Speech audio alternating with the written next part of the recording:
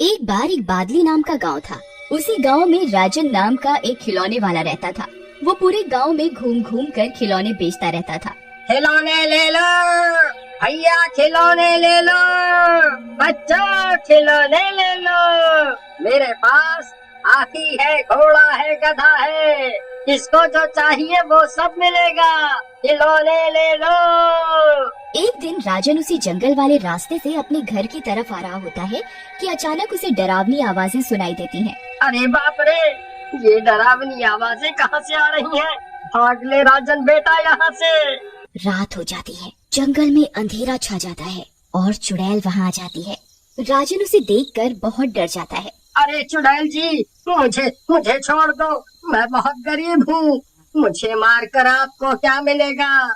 राजन की ये बात सुनकर चुड़ैल सोच में पड़ जाती है। कह तो ये सूखा सही रहा है। वैसे तो इसमें मांस तो है नहीं और शक्ल से चूसा हुआ आम लग रहा है।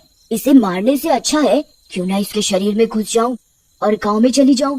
वहाँ तो बहुत से शिकार मिल जाएंगे। ये सोचकर चुड़ैल राजन के शरीर में प्रवेश कर जाती है। जैसे ही चुड़ैल राजन के शरीर में प्रवेश करती है, उसे बहुत दर्द होता है और वो बेहोश हो जाता है। मुझे इतना दर्द क्यों हो रहा है? मैं बेहोश हो रहा हूँ, कोई बचाओ मुझे। अगले दिन सुबह राजन को होश आता है और वो अपने घर की ओर चल देता है। उसकी बीवी चमेली, जो कि बहुत खड़ूस और लड़ाकी होती है, उसका इंतजार कर रही होती है।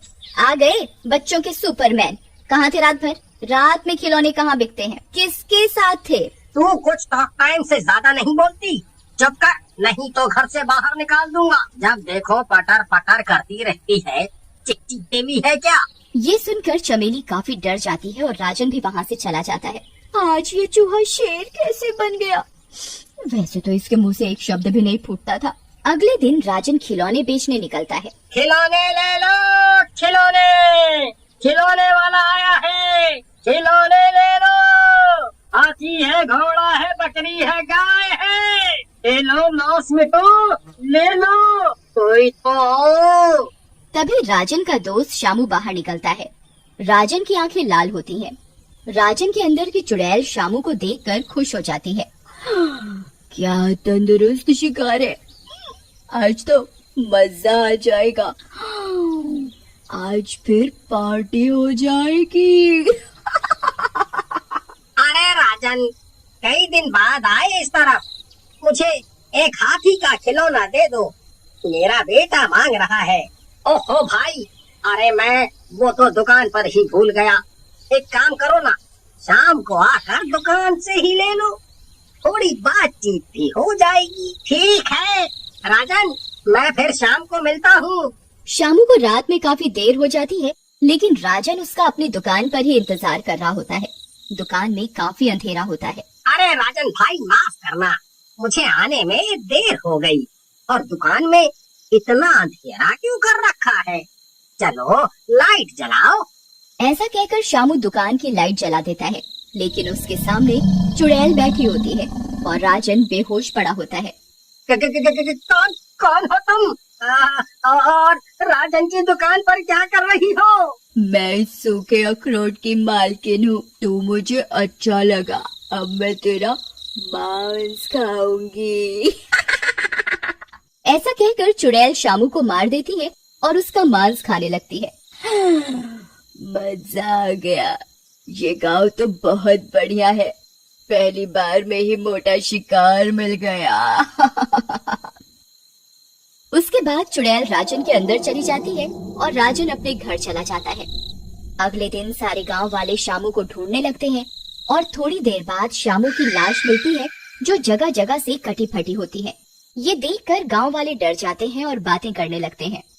अरे भैया, ये कौन मारा इसको इतनी बुरी तरह से?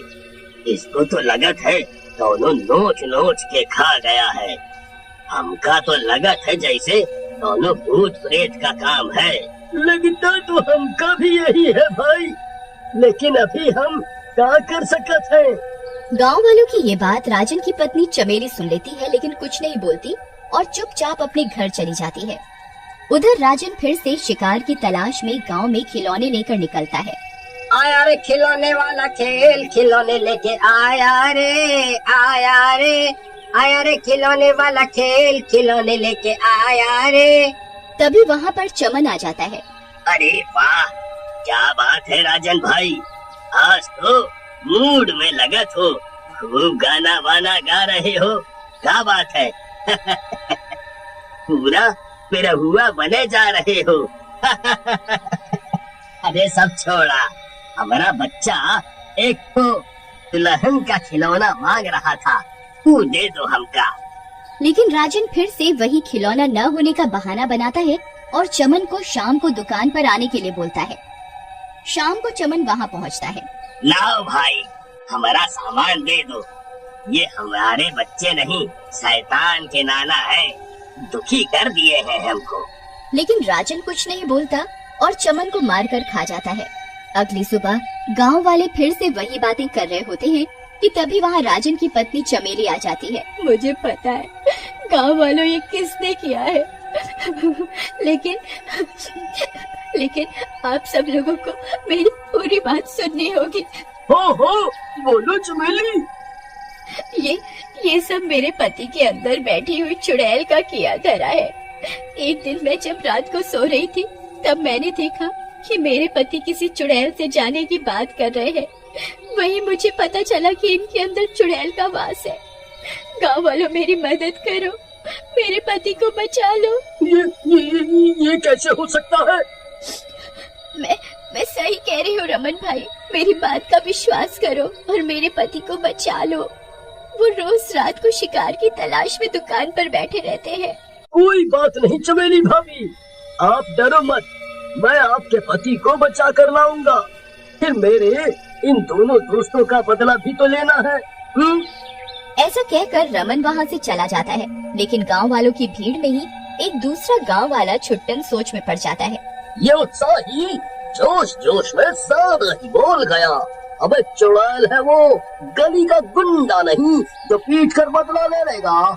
मुझे भी कुछ करना पड़ेगा, नहीं तो ये एक और निपट जाएगा जोश जोश में। उधर रात में रमन राजन की दुकान में पहुंचता है। चुड़ैल, मैं तेरी सारी असलियत जान गया हूँ।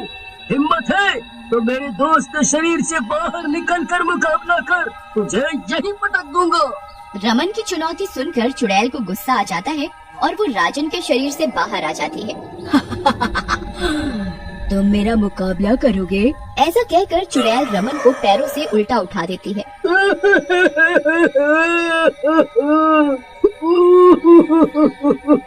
अरे मर गया रे, ये बहादुरी तो महंगी पड़ गई। कोई बचाओ मुझे, बचाओ बचाओ, आई मम्मी बचा लो। तुझे यहाँ कोई नहीं बचाएगा, तू ही तो मुकाबला करने आया था। अब लड़ मुझसे।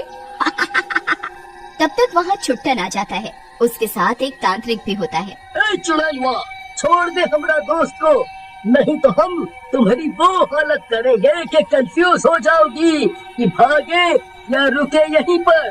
लगता है इस रमन से पहले तेरी ही मौत लिखी है। ऐसा कहकर चुड़ैल छुट्टन की तरफ भागती है, लेकिन तांत्रिक उसे मंत्रों की ताकत से एक लोहे की चेन में बांध देता है। बहुत निर्दोषों का खून बहाया है तुमने, अब तुम्हारी बारी है। उसके बाद वो तीनों उस चुड़ैल को एक भारी पत्थर से बांधकर एक नदी के अंदर फेंक देते हैं। चुड़ैल की नदी में जाते ही राजन को होश आ जाता है। वाह वाह, मैं ठीक हो गया।